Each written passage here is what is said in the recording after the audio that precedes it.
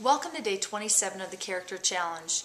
Today's focus is greed, and today what I'm going to do is I'm going to read for you what I've written down regarding my thoughts and what's on my heart regarding this subject of greed. Let me ask you what comes to mind when you hear the word greed. Some forms of greed are obvious. I'm thinking of greedy political leaders that the writer Sir John Dalberg Acton wrote about when he said, "Power corrupts, and absolute power corrupts absolutely." I actually have a modification to Mr. Dalberg Acton's quote, and that is, "Power reveals, and absolute power reveals absolutely. Power only served to reveal these individuals' character." Some forms of greed, however, aren't so obvious.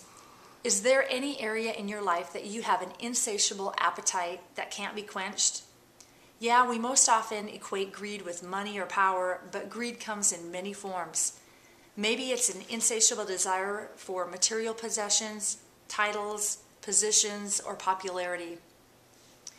The Bible actually equates greed with idolatry. It gives very stern warnings about both. Are you an idol worshiper? Wow, that seems really blatant, doesn't it? If there is anything in our lives that we have an uncontrollable desire for, then we, by definition, are idol worshipers. The Bible is chock full of paradoxes, which are true statements that seem to contradict what seems logical. I want you to consider this paradox written by the wisest man who has ever lived, King Solomon. In Proverbs 11:24, we read, "There are those who generously scatter abroad and yet increase more. There are those who withhold more than is fitting or what is justly due, but it results only in want." We see this paradox all throughout the Bible, giving up in order to gain. There is a quote I love by Jim Elliot, a missionary martyred for his faith. In an October 1949 entry in his journal, and just weeks before his death, he wrote, "He is no fool who gives what he cannot keep to gain what he cannot lose."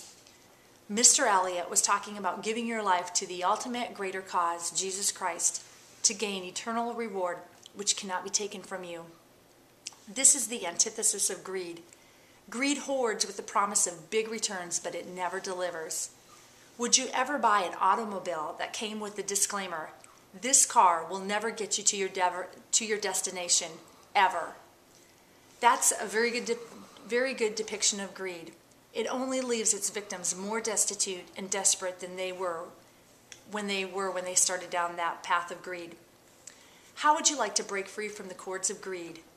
How would you like to be able to say what the Apostle Paul said in Philippians 4:11, "I have learned to be content in all circumstances"? If you want to talk about peace and fulfillment, that is it. Here's the challenge for today. If you struggle with greed in any area, take a step in releasing your tight grip. If you're greedy for money, give generously to someone in need. If you're greedy for power, humble yourself and put someone before you. If you're greedy for material possessions, go, give of yourself, and find what true joy is really like.